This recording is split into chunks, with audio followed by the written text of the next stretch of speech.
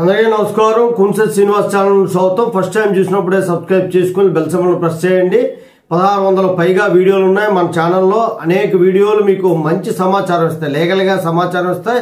High court, supreme court తాలూకా తీర్పులు కూడా మీకు అందుబాటులో ఉంటాయి. అందులో లింక్ పెట్టాను, మీరు చూసుకుంటే మీ తాలూకా కేసుకి చాలా ఉపయోగం. ఈరోజు చాలా ముఖ్యమైనటువంటి విషయం ఏంటంటే, రిజిస్టర్డ్ డాక్యుమెంట్ ఏదైతే ఉందో అది రద్దు చేసే విషయంలో హైకోర్టు చాలా కీలకమైన తీర్పు ఇచ్చింది. సేల్ డీడ్, రిజిస్టర్డ్ సేల్ డీడ్ని ఎలా పడితే అలా రద్దు చేసే అధికారం సబ్ రిజిస్టర్ ఆఫీస్కి లేదు, సబ్ రిజిస్టర్కి లేదు.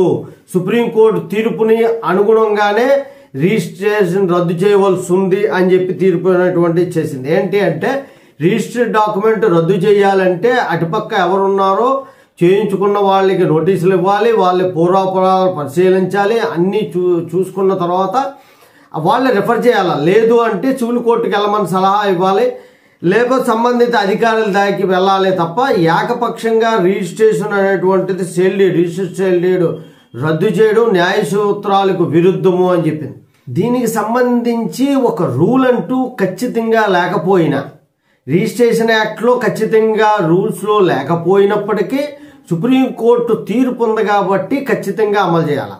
రిజిస్ట్రేషన్ యాక్ట్ సెక్షన్ 26 KL ప్రకారము ఏదైనటువంటి సేల్ డీడ్ తాలూకా ఆస్తులు ప్రభుత్వ భూములు కానీ, అసైన్మెంట్ ల్యాండ్ కానీ, దేవాలయాల భూములు కానీ అయినప్పటికీ కూడా వీళ్ళు సంబంధిత అధికారుల తాలూకా సలహాలు సూచనలు తీసుకునే చర్యలు తీసుకోవాలి.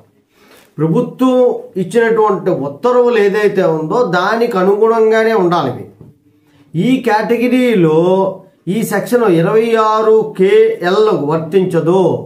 రూల్స్ లేవు అనడానికి కుదరదు. ఎందుకు అంటే సుప్రీంకోర్టు తీర్పు ఉంది కాబట్టి బాధ్యతలకి ఖచ్చితంగా నోటీస్ ఇవ్వాల్సిందే.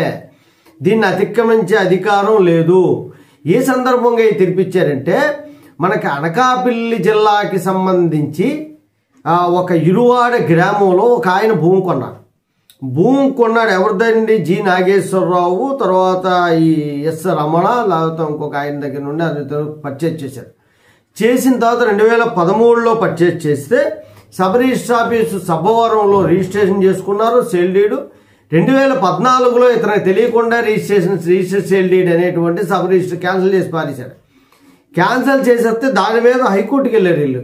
హైకోర్టు ఇప్పుడు స్పష్టమైన తీర్పిచ్చింది. నీకెక్కడ ఉంది అధికారం, నువ్వు బాధితులకు ఏం నోటీస్ ఇచ్చావు, ఏం వివరణలు కోరావు, సంబంధిత అధికారుల దగ్గర నుండి ఏం ఇన్ఫర్మేషన్ తీసుకున్నావో చూపించమంటే అవి రూల్స్లో లేవని చెప్పి జీపీ చెప్పారు. రూల్స్లో లేకపోయినా సుప్రీంకోర్టు తీర్పు ఉంది కాబట్టి అమలు చేయవలసిందే. వన్స్ రిజిస్ట్రేషన్ అయింది అంటే అది క్యాన్సిల్ చేసే అధికారం సబ్ రిజిస్టర్కి లేదు.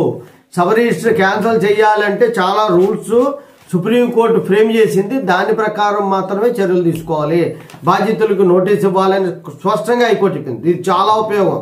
ఇంతేకాకుండా మీకు డబుల్ రిజిస్ట్రేషన్ అయితే ఎలా చేసుకోవాలి, ఇవన్నీ విషయాలు మన దాంట్లో వీడియో పెట్టాను. సుప్రీంకోర్టు, హైకోర్టు జడ్జిమెంట్లు పెట్టాను రూల్స్లో లేకపోయినా. హైకోర్టు ఏం చెప్పింది? ఏపీ రిజిస్ట్రేషన్ యాక్ట్లో లేకపోయినప్పటికీ కూడా సుప్రీంకోర్టు రూల్స్ ఫామ్ చేసింది కాబట్టి దాని ప్రకారమే నడుచుకోవాలి. జై హింద్, భారత్ మాతాకి జై.